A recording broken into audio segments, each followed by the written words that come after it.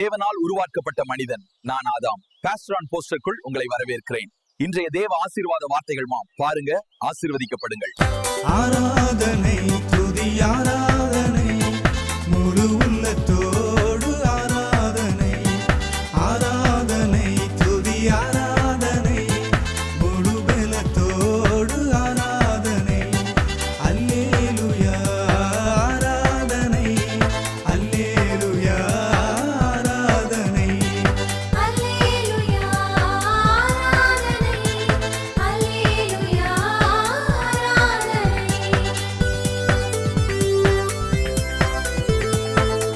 கர்த்தருக்கு ஸ்தோத்திரம். Welcome to pastor on poster. இந்த நாளுக்கான தேவனுடைய ஆசீர்வாத வார்த்தை 1 கொரிந்தியர் எழுதின புத்தகம் 1ஆம் அதிகாரத்தின் 24ஆம் வசனத்தை நான் உங்களுக்காய் வாசிக்கிறேன்.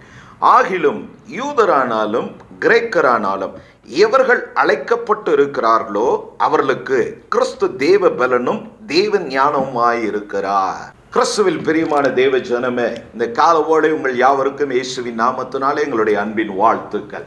கர்த்தருக்குள் சுகமாய் இருப்பீர்கள் என்று விசுவாசிக்கிறோம். தொடர்ந்து உங்களுக்காக நாங்கள் ஜெபிக்கிறோம். நிச்சயம் கர்த்தரின் நாளிலேயும் உங்களை நடத்த அவர் போதுமானவராய் இருக்கிறார். நாம் வாசிக்க கேட்டதான வார்த்தை, இந்த கிறிஸ்தவ வாழ்க்கையை நாம் அசட்டை செய்வோமானால் சமாதானமற்ற கிறிஸ்தவனாய் இந்த பூமியிலே வாழ வேண்டிய அவளும் நமக்கு நிச்சயமாய் நேரிடும். கேட்டுக்கொண்டு இருக்கிறதான தெய்வ பிள்ளைய, தேவனுடைய வசனம் பொய்யல்ல. அவர் சொல்லுகிறார், எவர்கள் அழைக்கப்பட்டு இருக்கிறார்களோ அவர்களுக்கு கிறிஸ்து தேவ பலனும் தேவ ஞானமுமாய் இருக்கிறார். இந்த பூமியின் பலத்தை குறித்து, பூமியின் ஞானத்தை குறித்து சொல்லவில்லை. நன்கு படித்தவர்களுக்கு நல்ல வேலை கிடைக்கும், ஆதலால் அவர்கள் எல்லாம் ஞானி என்று அடையாளம் அல்ல. அநேக ஞானிகள் உண்டு என்று வேதம் சொல்லவில்லை. இருக்கிற சொற்ப ஞானிகளையும் வெட்கப்படுத்தும்படி தெய்வம் பைத்தியங்களை தெரிந்து கொண்டார் என்று சொல்லி வேதம் நமக்கு கற்றுக் கொடுக்கிறது. ஞானி சொல்லுகிறான், கர்த்தருக்கு பயப்படுதலே ஞானத்தின் ஆரம்பம் என்று சொல்லி இங்கே பவுல் சபைக்கும் உங்களுக்கும் எனக்கும் சொல்லுகிறதான வார்த்தை, கிறிஸ்துவுக்குள் அழைக்கப்பட்டதான தேவ பிள்ளைகளுக்கு தெய்வம் கிறிஸ்து தேவ ஞானமும் தேவ பலனுமாய் இருக்கிறார். கிறிஸ்துவின் பலத்தை கொண்டு இந்த பூமியில் நாம் எதை வேண்டுமானாலும் சாதிக்க அது நமக்கு போதுமானதாய் இருக்கிறது. இந்த அநேக சோசியல் மீடியாக்களில் வருகிறதான காரியங்களை குறித்து கிறிஸ்தவ வாழ்வு இப்படிதான் என்றதான கேள்விகள் பலரிலே எழும்புகிறது. வேதம் சாட்சியாய் இருக்கிறது. ஆதாமை உண்டாக்கின நாளில் அவர் எப்படி இருந்தாரோ இன்றும் அவர் அப்படியே தான் இருக்கிறார். அவர்களெல்லாம் உடனடியாய் தண்டித்தார். நம்மை நித்தியத்துக்கு நேராய் நடத்துகிறபடினாலே, ஒன்று நித்திய ராஜ்யம், இன்னொன்று நித்திய அழிவு.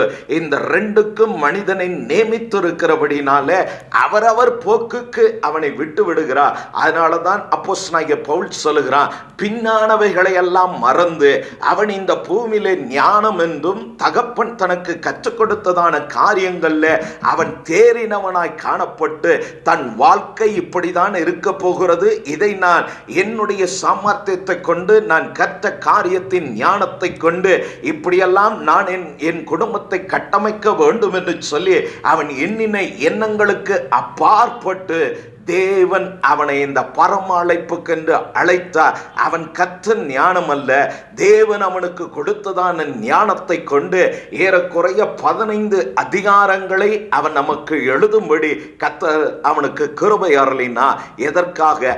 எழுதப்பட்ட வார்த்தை கொண்டு நாம் நம்முடைய கிறிஸ்தவ வாழ்க்கை கட்டமைக்க வேண்டும் என்று சொல்லி மிகுந்த பாரத்தோடு அந்த பக்தன் கடந்து வந்ததான பாதைகளில் எல்லாம் அவனுடைய பாதைகள் அத்தனை வேதனையும் பாடுகளும் நிறைந்த அப்பாதையின் ஊடே அவனை நடத்தினது.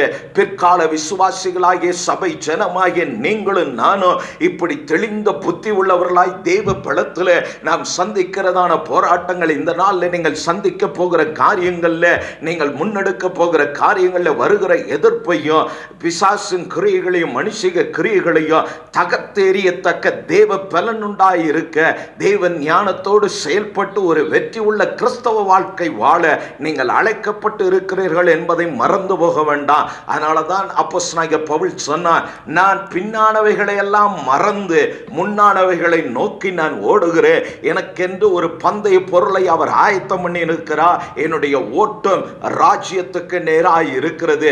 அவர் ஆயத்தம் பண்ணுகிறதான அந்த ஸ்தலத்தை நோக்கி இந்த அப்போஸ்தலர்கள் எல்லாம் நடந்தார்கள். அவர்களோடு கூட இருந்த அநேகர் வயிற்றுக்காக, இந்த உலக காரியத்துக்காக, லௌகிக இச்சைகளுக்காக விலகி ஓடினார்கள் என்று சொல்லி வேதம் அடையாளப்படுத்துகிறது. போகிறவர்கள் போகட்டும், நிற்கிற நீங்கள் கிறிஸ்துவுக்காக நின்று இந்த நாளில் ஓட நான் உங்களை உற்சாகப்படுத்துகிறேன். இந்த தீர்மானம் தான் உங்களுடைய அழைப்பை உங்களுக்கு உறுதிப்படுத்தும். இந்த தீர்மானம் தான் தேவ பக்தியாய் நடக்க உங்களுக்கு உதவி செய்வது மாத்திரமல்ல, போகிற இடங்களிலே தேவ ஞானத்தை வெளிப்படுத்த அது உங்களுக்கு உதவியாய் இருக்கும். தேவ பலத்தோடு கூட உங்கள் சத்துருக்களின் மேல் ஜெயம் எடுப்பதற்கும் அது உங்களுக்கு உதவியாய் இருக்கும் என்று சொல்லி இந்த காலை நான் உங்களை உற்சாகப்படுத்தி இந்த வார்த்தைக்கு நம்மை ஒப்பு கொடுப்போம். இந்த வார்த்தையை ஏற்றுக்கொள்வோம். இந்த வார்த்தையின்படி நான் அழைக்கப்பட்டு இருக்கிறேன். கிறிஸ்து என் ஞானமும் என் பலனுமாய் இருக்கிறார் என்று சொல்லி தைரியமாய் அறிக்கையிட்டு கடந்து போங்க.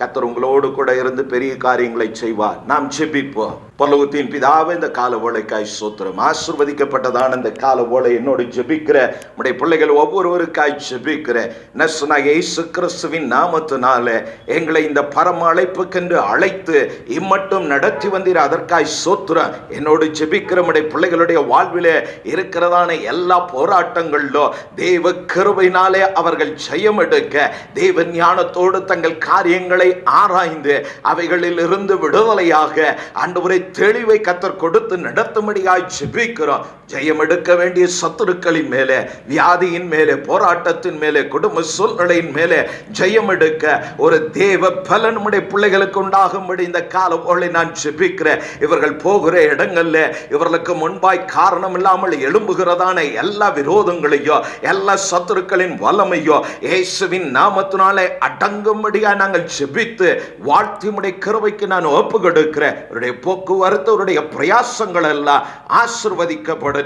தெய்வ ஞானம், தெய்வ கிருபை, தெய்வ பலன் இன்னது என்பதை இந்த நாள் நம்முடைய பிள்ளைகள் அனுபவிக்க, இந்த நாள் நம்முடைய பிள்ளைகள் அதை காண நடத்தும்படி நம்முடைய கரத்தில் ஒப்பு கொடுக்கிறோம். கர்த்தருடைய ஆவியானவர் அப்படி நடத்த போதுமானவராய் இருப்பதற்காய் ஸ்தோத்திரம். நல்ல சாட்சிகளை கேட்க உதவி செய்யும். மீட்பர் இரட்சகருமாகிய இயேசு கிறிஸ்துவின் நாமத்தினாலே பிதாவே, ஆமென், ஆமென். மீண்டும் தேவனுடைய ஆசீர்வாத வார்த்தை உங்களுக்கு கொண்டு வருகிறவரே கர்த்தர் உங்களோடு இருப்பாராக. கர்த்தர் உங்களை ஆசீர்வதிப்பாராக. நான் தீர்க்கதரிசி ஏலியா. பாஸ்டர் ஆன் போஸ்டர் சேனலை பார்வையிட்டதுக்கு நன்றி. லைக் பண்ணுங்க, ஷேர் பண்ணுங்க, சப்ஸ்கிரைப் பண்ண மறக்காதீங்க. கர்த்தர் உங்கள் அனைவரையும் ஆசீர்வதிக்கட்டும்.